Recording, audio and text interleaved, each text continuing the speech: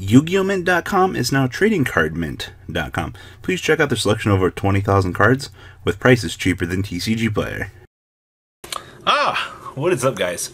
Excuplate here. We're going to be exploring a little bit more of standard format, and I will say that it's been a lot of fun. So today we're going to be looking at the Trio First Place Team Royal Paladin deck profile. If you guys could do me a favor, down below in the description is the link to TradingCardMint.com. If you guys go on there, you're looking for some new stuff from the new set, enter Excuplate on checkout, save you guys yourselves a little bit of money. Yu-Gi-Oh! Mint's been in the community for a very long time. I think they've been serving the community for nearly 15 years at this point, and it's really cool seeing that they're trying to support the Vanguard community as well with some of the best prices out there. A lot of the stuff does sell out very early, so it's very important that you do pay attention to the site where you guys can get the best deals out there. So, Royal Paladin. I've heard a lot of people talk a lot of shit on Royal Paladin Standard. They're like, oh, the deck's not very good. I don't know if it's become a meme at this point, or people generally don't understand that aggro decks like this are relatively powerful. I also think that a lot of people underestimated Excuplate the Blaster because it does purge the soul. If you don't have the Blaster Blade in the soul for the rewrite at the end of the attack, then you would just lose the game.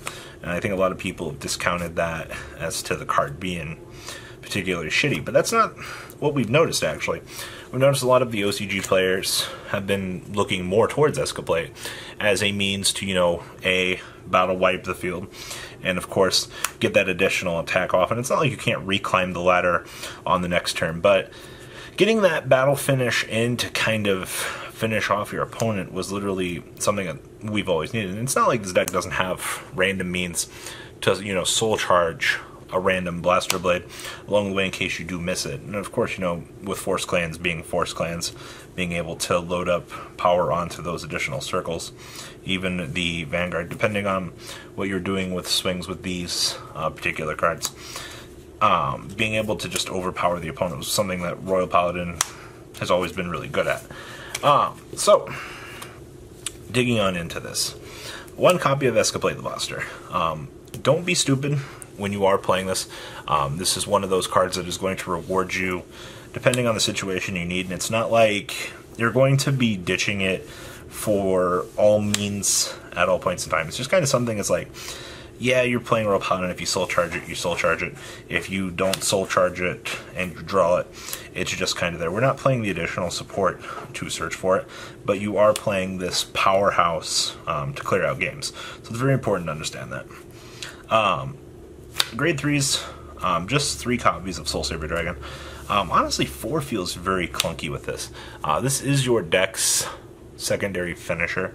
A lot of the time you're going to use this on the big explosive turn. Power up everything, you know, 15, 15, 15, 15, and try to close out the game on your opponent. And that's something that, if this fails, you have Excuplate to kind of help with. And the other good thing is every time he battles, you get the additional soul charge, which isn't terrible, but typically most people start with Alfred, go into the Soul Saver, and as you're climbing through the loops to kill your opponent, you know, you're pressuring them and making sure that you can do what you need to do.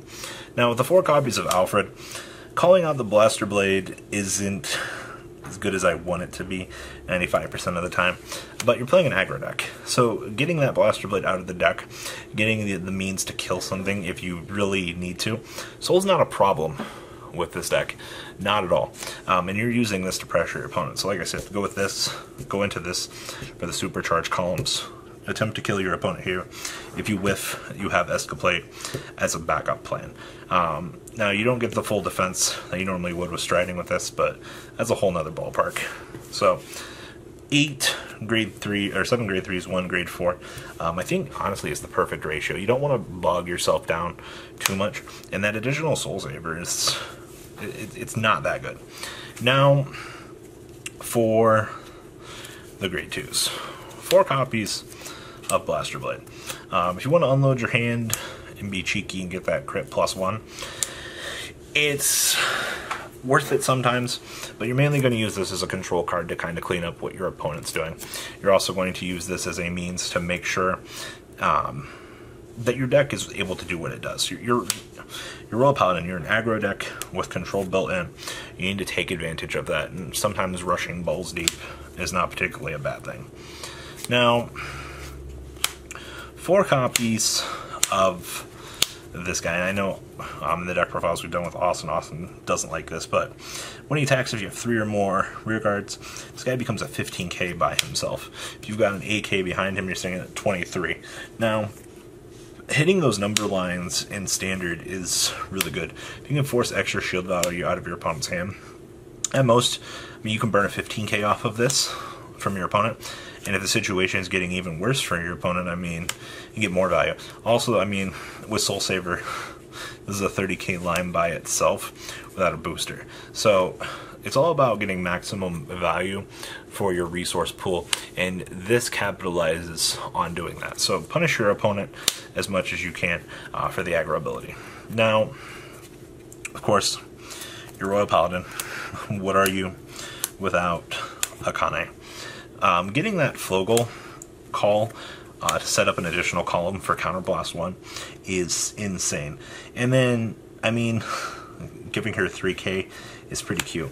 But the Soul Charge off of the Pongal comes in really big clutch in case you do have to go for the Excuplate, the Blaster play, and you don't have to write the Soul Saver. Or you don't have to write the Blaster Blade. What am I saying? So there's that, and then the last grade 2 is 1 copy of Gallatin. Now, this is not bad. I think a lot of people discount the new 10Ks with 10k shield as particularly invaluable cards, and something I do like about Gallatin is 10k in the front and as a threat as a 10k interceptor as well. He's a card that you can throw down and make an attempt to punish your opponent because your opponent doesn't want to answer it. And I like that. If I had more room, I'd consider playing 2, but you don't really have room for that much variance, especially in a deck like this. Grade 1s. 4 copies of Pongal. Who does not like soul charging and trying to get Q? This is, honestly, in terms of this deck being a one-trick pony, it really is. You're setting up your columns and stuff with Akane. Like I said, you're very much a straightforward deck. You don't get a lot of variance in something like this, because literally you're just going to call, beat stick your opponent, and it's like if you got 2 of these in a Blaster Blade, like, good job, you just swung 2 crit to the face and your opponent can't really do anything about the situation. And I think it's one of the things that we like about this deck. Aggro ability. I think it's why a lot of people don't like this deck in Standard, because it's very straightforward for what it does. 4 copies of our Night Squire. Drawing cards is really good, I heard, right? There's nothing else to really say about this. Same thing with this. Honestly, you're using these as a means to turn your Counterblast into a resource pool. That resource pool allows you to call additional stuff. And I think it's very important to understand when you're playing Royal Paladin, yeah, you're going to have to ride one of these.